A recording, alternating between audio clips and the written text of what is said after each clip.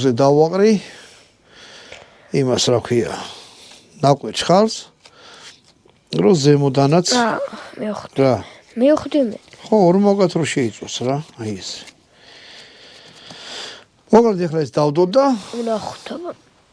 მაგ ეს ყველაფერი ზემოდან თუნუქი დავადე და ნაკვერცხალს დავაყრით ნაკვერცხალი გამოვიდოთ ღუმელიდან და ზემოდან დავაყაროთ აი ეს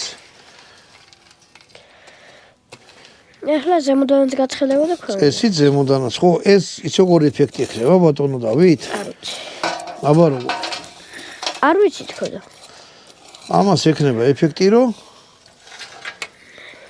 ღუმელში ჩავალაგეთ